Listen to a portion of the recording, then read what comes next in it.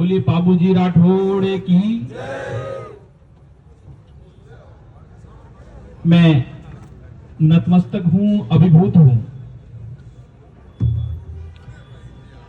जिस उम्र में व्यक्ति अपने घर और परिवार के अंदर आराम करता है, 70-80 साल की उम्र में, उस उम्र के अंदर आप घर से निकलकर जयपुर तक पैदल पदयात्रा करते हैं, तो मुझे लगता है कि अपनी धरती के प्रति, अपनी मिट्टी के प्रति आपका ये प्रेम ही है जो आपको जयपुर तक ले जा रहा है। मैं आपको बारंबार प्रणाम करता हूं, वंदन करता हूं। युवाओं से ज्यादा इस यात्रा के अंदर बुजुर्ग चल रहे हैं और मुझे लगता है कि सुमेर सिंह जी सावंता, पिछले 10-15 साल से मैं लगातार देख रहा हूं कि पर्यावरण के प्रति आपका प्रेम, आपका वात्सल्य वाकई देखने के लायक है। गोपाल सिंह जी जलोड़ा साहब और उनकी पूरी टीम यहां पर विराजी है। मैं तहे दिल से आपको धन्यवाद ज्ञापित करना चाहता हूं और आप सबको भी कहना चाहता हूं। और मुझे आप यहां आकर भाषण नहीं देना चाह, जब आपने तनोट से यात्रा शुरू की थी, वहां से पैदल आपके साथ चलकर यहां तक आना था, यह मेरा कर्तव्य था, मेरी ड्यूटी थी। लेकिन इसके लिए भी मैं माफी चाहता हूं कि पिछले 2 महीने से मैं आउट ऑफ मारवाड़ था, पूर्वी राजस्थान के अंदर कोई कार्यक्रम के अंदर था। लेकिन अब आपके बीच में मजबूती के साथ में हम सब मिलकर लड़ेंगे, क्योंकि ये जैसाण की जमीन हम सब जैसाण वासियों की है और ये जैसाण की धरती से, ये जोधपुर की धरती के अंदर ये आंदोलन, ये ओरण यात्रा प्रवेश कर चुकी है। लेकिन जोधपुर वालों, आपको भी कहना चाहता हूं, आपको लगता है कि केवल जैसाण के ऊपर ये संकट आया है, जैसाण के बाद अगला संकट इस मारवाड़ जोधपुर के अंदर भी आने वाला है। उससे पहले जागृत होने की हम सबको आवश्यकता है। हमारे पूर्वजों ने जिस धरती के लिए, जिस भूमि के लिए, जिस ओरण के लिए, जिस गोचर के लिए अपना पूरा जीवन बलिदान किया, तब जाके ये ओरण और गोचर बची है मेरे भाइयों। लेकिन वर्तमान परिस्थिति के अंदर जिस जैसलमेर का 38,239 वर्ग किलोमीटर क्षेत्रफल है, उस जैसलमेर की धरती पर 2,30,000 बीघा के आसपास जमीन है। उसमें से 1,15,000 बीघा के आसपास जमीन आज भी खाली है।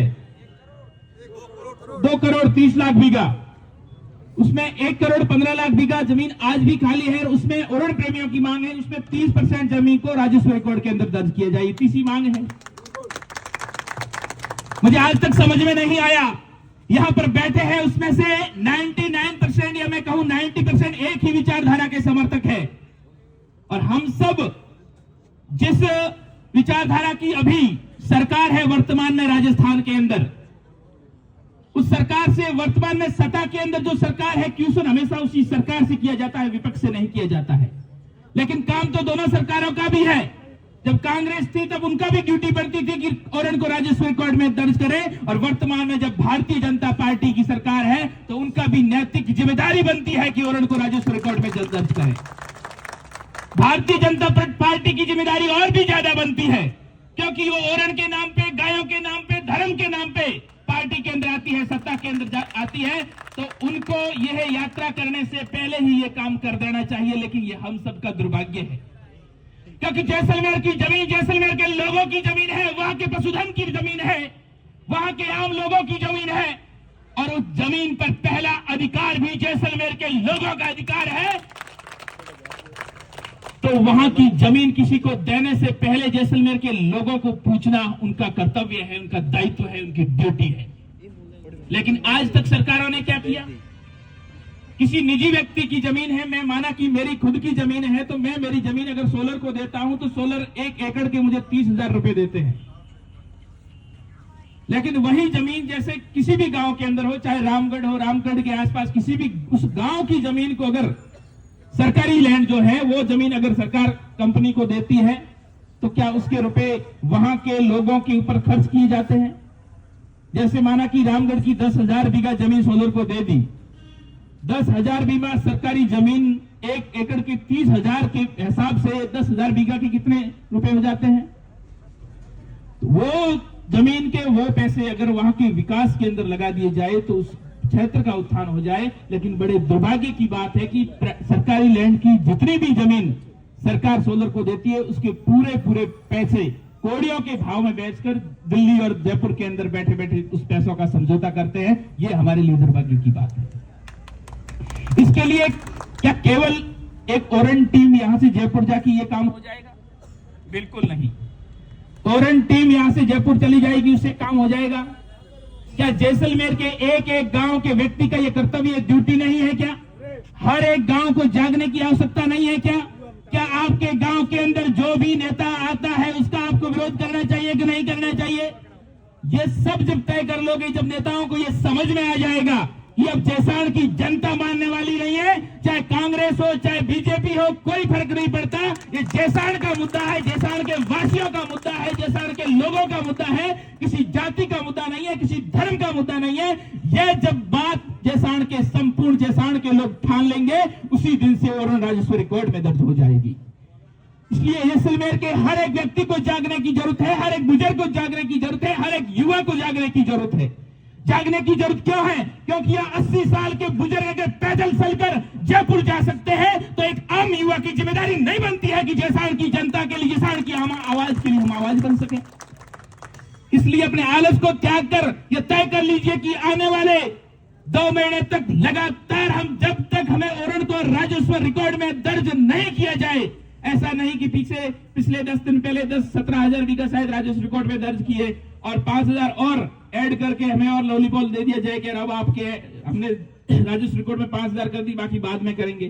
तो वो भी हमें नहीं मानना। हमें जो हमारा टारगेट है, लक्ष्य है, उनको पूरा कर ही मानना है। अगर इस यात्रा को हमने चालू किया है तो अंतिम मुकाम तक पहुंचने से पहले रुकना नहीं है, ना थकना नहीं है। यह काम जब हम सब करेंगे तो मुझे लगता है कि निश्चित ही सफलता मिलेगी, क्योंकि यह सफलता एक चुनौती है। स्वीकार करो, क्या कमी रह गई देखो और सुधार करो। जब तक न सफल हो, नींद चैन को त्यागो तुम, संघर्षों का मैदान छोड़ मत भागो तुम। कुछ किए बिना ही जय जयकार नहीं होती, कोशिश करने वालों की हार नहीं होती। मैं ओरण टीम को भी कहना चाहता हूं, सुमेर सिंह जी, गोपाल सिंह जी, उनकी पूरी टीम को कहना चाहता हूं कि आप जयपुर जा रहे हो, लेकिन कल से मैं भी एक मारवाड़ जन सम्मेलन के तौर पर यात्रा शुरू कर रहा हूं। तो जैसलमेर के हर एक गांव तक पहुंचने का मैं प्रयास करूंगा। 5 अप्रैल में रामदेवरा के अंदर ये सम्मेलन है। तो आप जब जयपुर जाओगे तो पीछे आपके जैसलमेर के हर एक गांव तक पहुंचकर उस लोगों के, वहां के युवाओं को जगाने का कार्य करूंगा, ताकि आप जयपुर की सड़कों पे हो, आप जयपुर के रास्ते पर हो, पीछे आपके गांव के हर एक गांव के लोग वहां पर जिला स्तर पर, वहां पर पंचायत स्तर पर, वहां पर ज्ञापन देके आपकी आवाज को मजबूत करने का कार्य हम सब करेंगे, क्योंकि ये हम सबका मुद्दा है। इसके बाद आप जब जोधपुर पधारोगे तो मैंने आज से ही संपर्क शुरू कर दिया है। जोधपुर के अंदर विभिन्न समाजों की 70 छात्रावास है। संपूर्ण छात्रावास के अंदर पहुंचकर हम जब जोधपुर के अंदर सम्मेलन करेंगे तो एक विशाल और भव्य सम्मेलन करेंगे, कलेक्टर तक ज्ञापन देंगे, ताकि लोगों को यह पता चले कि जयपुर के बाद में राजस्थान का सबसे बड़ा जिला है जोधपुर। उस जोधपुर की जोधपुर के अंदर एक बड़ी रैली करके हम एहसास कराएंगे सरकारों को कि हम आपको वोट देते हैं। जिस राज सिंहासन पर आपको बैठाया है, उस राज सिंहासन पर वापस पटरी पर लाने का कार्य भी अगर हम कर लेंगे, अगर हमारे साथ में न्याय नहीं हुआ तो आप सब युवा भाइयों से भी मैं निवेदन है कि आप सब ओरण टीम के साथ हो तो नहीं, अगर साथ में हो तो एक बार इनके हौसले को अफजाई करने के लिए दोनों हाथ ऊपर कर दीजिए मेरे साथ में, और मोबाइल की लाइट है जो टॉर्च को एक बार चालू कर दीजिए और दोनों हाथ ऊपर करिए फटाफट। वो है मोबाइल की, क्योंकि गोपाल सिंह जी को भी बोलना है, मोबाइल जिसके पास भी है टॉर्च को चालू कर दीजिए। सभी एक बार चालू कर दीजिए मेरे साथ में, जितने भी है सभी चालू कर दीजिए। आवाज दो, आवाज थोड़ी जोर, पूरे जोश के साथ में आवाज दो, आवाज दो। हम हमारा हक मांगते, नहीं किसी से भीख मांगते। हम हमारा हक मांगते, नहीं किसी से भीख मांगते। ओरण की रक्षा कौन करेगा? हम करेंगे, हम करेंगे। ओरण की रक्षा कौन करेगा? हम करेंगे, हम करेंगे। गोचर की रक्षा कौन करेगा? हम करेंगे, हम करेंगे। ओरण के लिए कौन लड़ेगा? हम लड़ेंगे, हम लड़ेंगे। गोचर के लिए कौन लड़ेगा? हम लड़ेंगे, हम लड़ेंगे। जुल्मी जब जब जुल्म करेगा सत्ता के गलियारों से, अरे जुल्मी जब जब जुल्म करेगा सत्ता के गलियारों से, जुल्मी जब जब जुल्म करेगा सत्ता के गलियारों से। चप्पा चप्पा गूंज उठेगा इंकलाब के नारों से, चप्पा चप्पा गूंज उठेगा इंकलाब के नारों से, चप्पा चप्पा गूंज उठेगा इंकलाब के नारों से।